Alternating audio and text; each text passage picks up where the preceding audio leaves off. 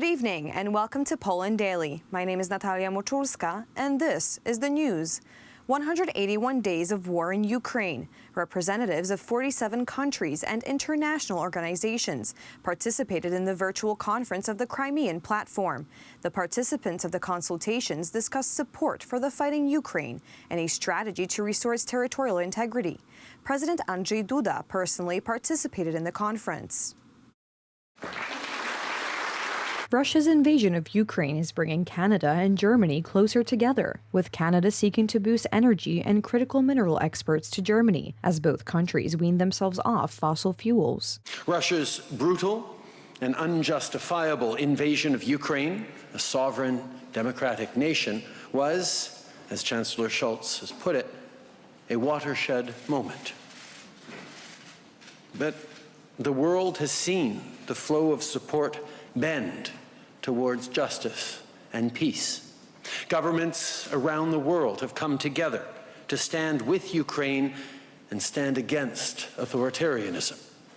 And the world has put punishing sanctions on Russia, the toughest sanctions ever on a major economy.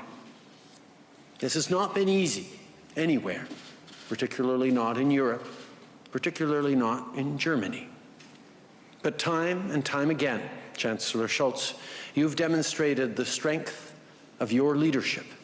Despite immense pressures and some of the most challenging economic and political circumstances imaginable, you are relentlessly defending democracy in Europe and around the world. For that, we say thank you. Merci. In the last couple of months, our friendship has given us many reasons to be proud. First, our two nations stand together as allies. We are committed to the collective defense of each and every ally. The presence of Canadian and German soldiers in the Baltics is visible evidence of this commitment.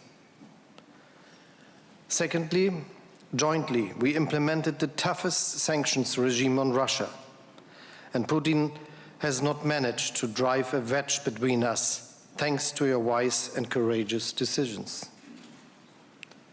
Third, together we are about to embark on a journey to reconcile two fields of politics that are still sometimes considered contradictory: energy and climate. It is imperative to drive the green energy transition forward, because we must reduce our dependencies and because we want to reach our climate goals. Earlier in the day, Scholz said while Germany needs to procure gas elsewhere so it is not dependent on Russian supplies, the country also is aiming to reach zero carbon emissions by 2045. Canada wants to decarbonize fully by 2050. By mid-2024, Germany hopes to eliminate its need for Russian gas. The tragedies of history repeat themselves when we do not draw conclusions from them. 83 years ago, the Minister of Foreign Affairs of the Third Reich, Joachim von Ribbentrop, and the People's Commissar for the Foreign Affairs of USSR, Vyacheslav Molotov, signed a Soviet-German non-aggression pact with a secret additional protocol, the consequence of which was the fourth partition of Poland.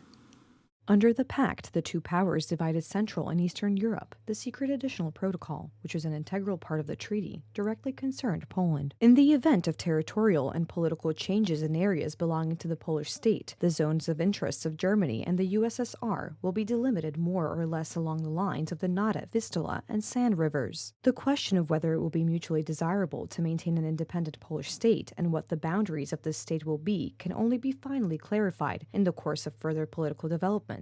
In any case, the two governments will settle this question by friendly agreement. The protocol was strictly secret and was signed in the presence of Joseph Stalin. It was in fact a summary of the imperial aspirations of the German Third Reich and the Soviet Union and their leaders, Adolf Hitler and Joseph Stalin, to dominate Europe. Therefore, it was the Molotov-Ribbentrop Pact that decided that World War II broke out, and from this point of view, we can say that admittedly, the war began with the German aggression against Poland on September 1st, 1939, but an accomplice in causing World War II is certainly the Soviets, who attacked Poland on September 17th. On September 28, 1939, with the end of hostilities as a consequence of the aggression of the Third Reich and the USSR against Poland, another agreement was concluded in Moscow. It is called the Second Ribbentrop-Molotov Pact. Postanowiono skorygować tę granicę. It was decided to correct this border, and in the second arrangement, the border moves to a more complicated one, that is on the Bug, then through side rivers, the Tanev and Solokia, to the San. Of course, Przemyśl in half, beyond the San, remains in the Reich, or was assigned because they occupied it. From part of it, indeed, the Germans withdrew. No bo zajęli. Z części Niemcy się rzeczywiście wycofali. On the eve of the 83rd anniversary of the signing of the Ribbentrop-Molotov Pact, an exhibition of the Institute of National Remembrance called the Criminal Pact was opened in Warsaw at the Hoover Square at Krakowskie Przedmieście. The president of the Institute of National Remembrance, Dr. Karol Nawrocki, said that failure to account for crimes committed by the Soviets and subsequent policy of concessions have had a direct impact on the Russian invasion of Ukraine. They were not sitting on the side of the trial table at Nuremberg, where they should have been sitting. They have never been judged for their crimes. And as General Władysław Anders says in one of the last panels, not judging such terrible crimes does not allow for the building of a better and just world. We very much hope that next to Putin's name after the hyphen, in 30 years, we will not read another name. In 2015, Vladimir Putin, at a joint press conference with Angela Merkel, justified the Ribbentrop-Molotov Pact, stating that its purpose was to ensure the security of the USSR. At the time, he stated that Poland was a victim of the policies it had itself tried to pursue in Europe. Today, we are dealing with the tragic consequences of the Merkel-Putin Pact, of course launching Nord Stream 1, building Nord Stream 2, and other attempts to circumvent Ukraine, of course has economic, financial, and military significance. Without the pipes running across the Baltic Sea, there would be no war with Ukraine. Until a few years ago, Ukraine was the main gas transit route to Europe. The possibility of redirecting gas to pipes at the bottom of the Baltic Sea has freed the hands of Russian generals, and now they can wage war with Ukraine. In 2008, August 23rd was established by the European Parliament, the Day of Remembrance for Victims of Stalinism and Nazism. German Chancellor Olaf Scholz and Minister of Economy Robert Habeck visit Canada. The main topic of their talks with representatives of the Canadian government is the cooperation of both countries in the field of energy and climate. But the issue of the war in Ukraine could not be omitted. Today, Scholz and Prime Minister of Canada Justin Trudeau participated remotely in the Crimean Platform Conference. The main topic of the meeting are the issues of supporting Ukraine in the military, humanitarian, and political terms. President Andrzej Duda assured that Poland would continue providing aid as long as it was necessary. People in Western Europe are not fully aware of what this means: Russian aggression, Russian imperialism, here in Ukraine as well as in the Baltic states and in Poland, and in all the other countries behind the Iron Curtain in the Soviet sphere of influence. People know very well what Russian imperialism is. Although Ukraine lost control over Crimea 8 years ago, Ukrainians do not accept this loss and will always try to regain the peninsula. In the opinion of the authorities in Kiev, if in 2014 the reaction of the West was determined, Ukrainian cities would not be shelled from Crimea and the Sea of Azov today. Since February 24th, 750 different cruise missiles have been launched in the direction of our cities from the occupied Crimea. We are talking about 750 missiles that destroyed hundreds of civilian infrastructure facilities in 6 months, including schools, universities, apartment blocks, and hospitals. Therefore, the restoration of control over the Crimean Peninsula by Ukraine will be a historic anti-war step in Europe. Meanwhile, British Prime Minister Boris Johnson fears that failure to react to the aggressive Moscow imperialism will lead to more conflicts. Crimea, Putin deployed more and more Russian forces in the peninsula, turning the territory into an armed camp from which to threaten the rest of Ukraine.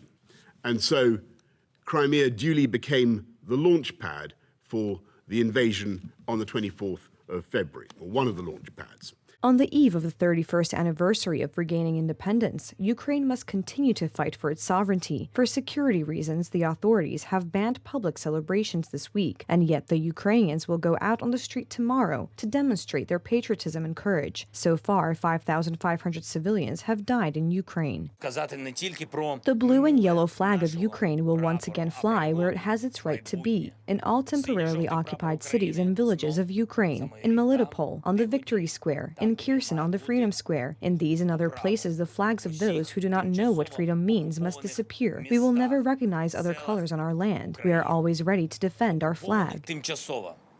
Cities in eastern Ukraine near the front lines are a constant target of Russian shelling. Yesterday, missiles hit Toretsk and nearby Konstantinovka, where they damaged, among others, the school. The situation is particularly difficult in these places. There is no water in the city at the moment, both for drinking and technical purposes. That is why, together with the municipal services, we provide water and prepare containers so that people can come to get the water. There is no water and gas in this area. The electricity is only available in the city center, but it is also turned off there. Inhabitants around Europe's largest nuclear power plant fear a nuclear disaster. The Zaporizhzhia power plant has been a strategic point for Russian troops for months. Yesterday, they introduced 2 armored personnel carriers and 6 trucks into the facility. We have developed procedures that will help us protect ourselves in the event of a power plant failure. They have been developed as part of civil defense activities and emergency procedures. The missiles have so far only hit storage facilities for nuclear waste and nuclear isotopes, but these blocks are at a dangerous distance from reactors. It is worth noting that if there is a hit, we will have a global catastrophe. The security service of the Russian Federation accused the Ukrainian services of killing a journalist and propagandist, Daria Dugina, and disclosed the personal data of the alleged perpetrator of the attack. The Ukrainian regiment Azov stated that it was not responsible for the death of the daughter of the Kremlin's chief ideologist and denied rumors that the suspect belonged to the unit.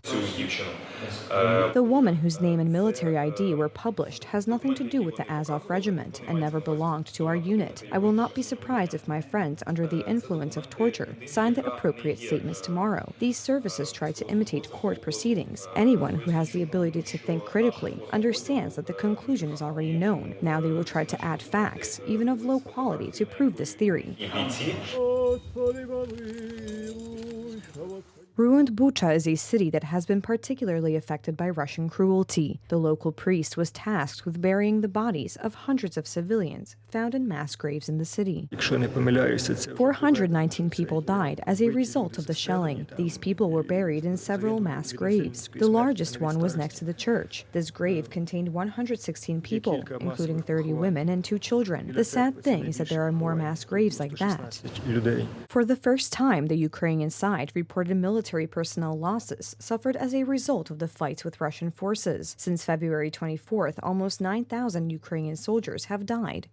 Thank you so much for joining us this evening. Please stay tuned for Poland Daily Weather, Poland Daily Business, and some of our other programs. But for me, it's have a wonderful evening.